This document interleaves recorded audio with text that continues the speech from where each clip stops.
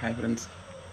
இப்போது நேற்று ஒரு வீடியோ பார்த்தேன். ஒரு நாகர்கோவிலேருந்து நினைக்கிறேன். ஒரு தம்பி வந்து ரன் பண்ணக்கூடிய தம்பி, அவர் போடக்கூடிய ட்ரெஸ்ஸை வந்து மற்றவங்க கிரிட்டிசைஸ் பண்ணுறதை பற்றி ஒரு வீடியோ போட்டிருந்தாப்புல. ரொம்ப மனசு சங்கடப்பட்டு போட்டிருந்தாப்புல.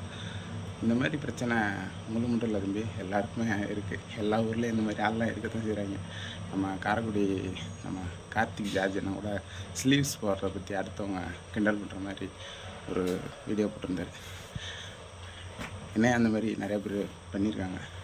அதை பற்றியெல்லாம் நீங்கள் கவலைப்பட வேணாம்.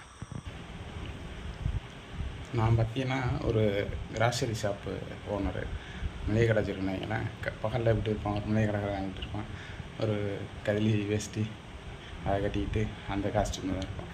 காலையில் ஓடும்போது அப்படியே ஓட முடியும். நம்ம பக்காவாக ஷூ ஷாக்ஸ் எல்லாம் போட்டுக்கிட்டு அதுக்கேற்ற மாதிரி தான் ஓடுவோம்.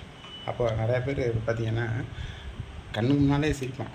ரொம்ப கிரிட்டிசைஸ் பண்ணுற மாதிரிலாம் சிரிச்சிருக்காங்க. அப்படி வாயில் வச்சு அப்படிலாம் சிரிச்சிருக்காங்க. பயங்கர டென்ஷன் ஆகும் அவங்கள பார்க்கும்போது. அப்போ நான் தான் நினச்சிக்கிருவேன், சரி அவங்களால அதை தான் செய்ய முடியும்.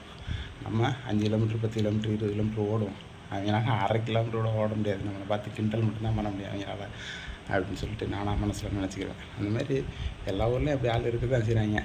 எத்தனை பேர்னால இந்த மாதிரி மெடல் வாங்க முடியும்? யோசிச்சு பாருங்கள். முடியாது, எல்லாருனாலையும் முடியாது, நம்மளால முடியும். அதனால் கிரிட்டிசைஸ் பண்ணுறோம் பண்ணிகிட்டே இருக்கோம். அவங்கள பற்றி நம்ம கவலைப்பட வேணாம், நம்ம ஓடிக்கிட்டே இருக்கோம். பை.